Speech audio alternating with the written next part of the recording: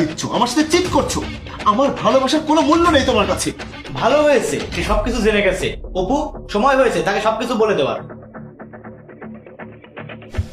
ঠিক আছে, তুমি যখন সবকিছু জেনে গেছো তাহলে শোনো, আমি তোমাকে ভালোবাসি না, আমি তো তুহিনকে ভালোবাসি। তুমি আমাকে ডিভোর্স করে দাও, আর শর্ত মতো তোমার সম্পত্তির অর্ধেক সম্পত্তি আমার নামে করে দাও। তারপর তুমি তোমার রাস্তায় আর আমি আমার রাস্তায়।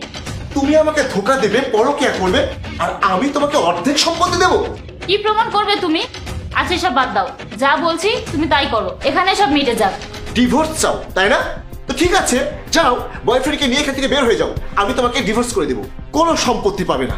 আর প্রমাণ এই যে তোমরা দুজনে এতক্ষণ যত কিছু বলেছ সব কিছু আমি রেকর্ড করে রেখেছি। আমার আর কিছু লাগবে না।